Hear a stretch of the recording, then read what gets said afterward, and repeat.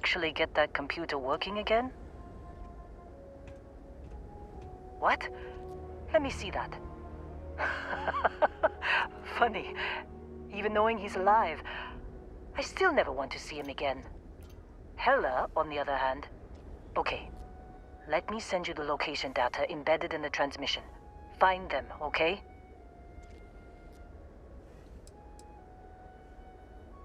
What?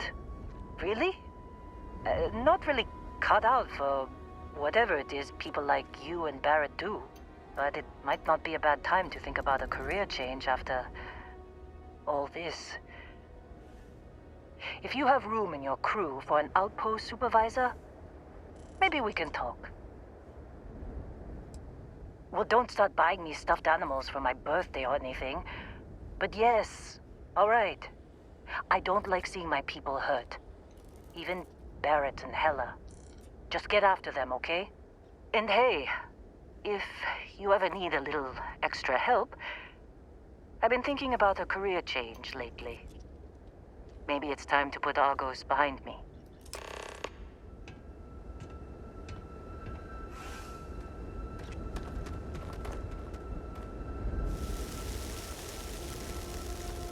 Seems like you've been keeping busy, Dusty.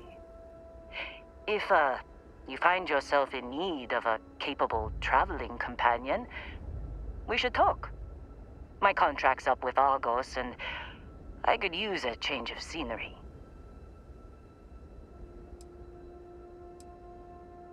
If you give me an outpost to run, I'll have it optimized for rapid material production in no time. I can make myself useful in other ways, too. I'm a good hand with explosives, and you'll never hear me complain about carrying a heavy pack. Sure. I don't mind taking orders from a former employee. It can't be worse than working for Barrett.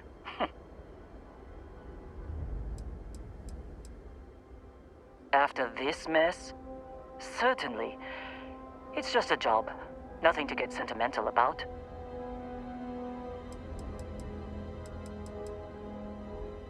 Works for me. I'm not fussy about assignments. I'll go where I'm needed.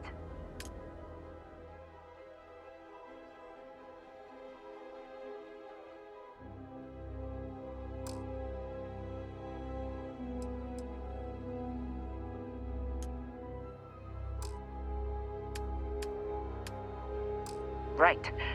I'll get to work. Let's catch up later.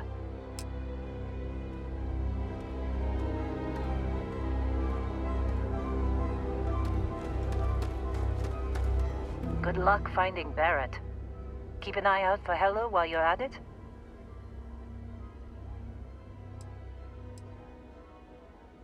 Yes. All right. I never considered anything else. My parents were miners too. I've been learning the trade since I was old enough to dig. The longest I've spent above ground was the year and a half I served in the UC military during the Colony War. That was more than enough for me. I prefer to keep my boots full of dust and my pockets full of credits. Less trouble that way.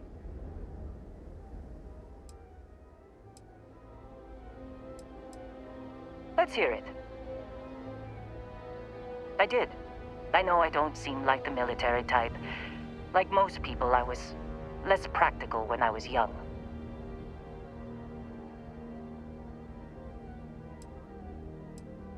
I was only in the military for a year and a half. I spent the rest of the war underground, mining materials for the UC to turn into ships and bullets.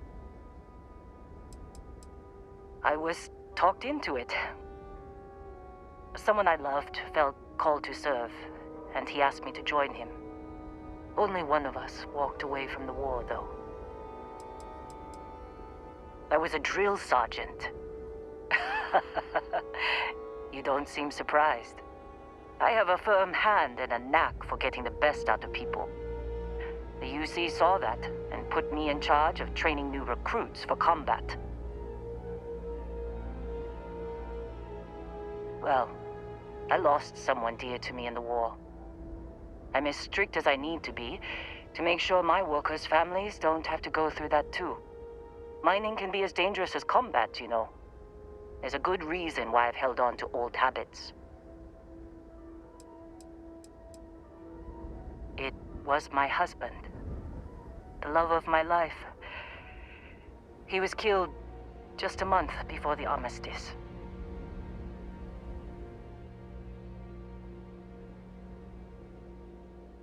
Never met a soldier who didn't. I'm grateful that I was never on the front lines. Sure. His name was Manuel. He was a miner, like me. We were stationed at the same outpost for a few years, and we had the same supervisor.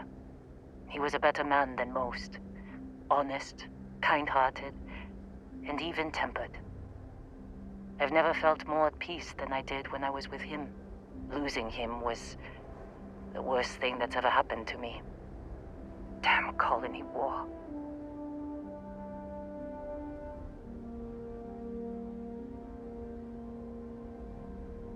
Heartbreaking doesn't even begin to describe it.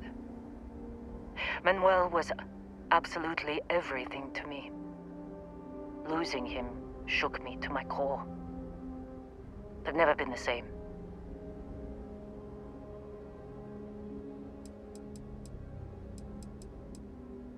Manuel was my greatest joy. When he died, he took most of my happiness with him. I couldn't handle the heartbreak, so I threw myself into work. I barely looked up from a cutter for years after that. I figured if I kept my head down and my workers safe, that eventually I'd get over the loss. But it's like I said, time doesn't heal everything. I believe I was only ever meant to love one person. I still hate waking up without him.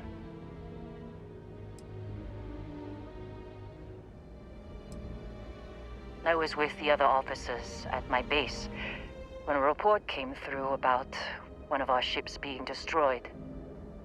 I recognized its name from Manuel's messages. It took a few days before the casualty reports started coming through. But by the time one of the officers came to console me, I already knew he was gone. Space battles don't tend to leave many survivors.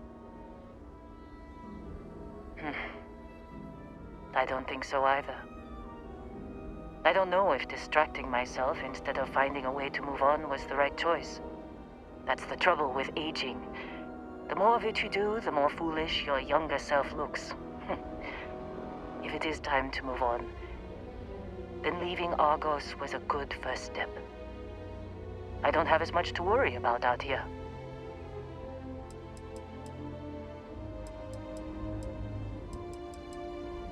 Certainly. No, I don't. I only ask as many questions as I need to get my job done. I had no idea it was dangerous.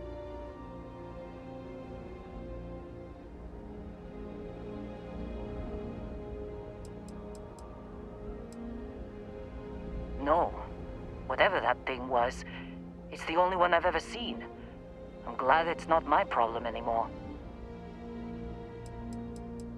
I've seen skeletons the size of starships buried in sheetrock, and crystals that release a toxic gas potent enough to kill you through your suit. Once I was part of a job that unearthed an entirely new species of cave-dwelling insects. You never know what you'll find when you break ground. Rocks are good at keeping secrets. And I'm glad you bounced back from it. Losing a miner is never easy. Right. Back to business.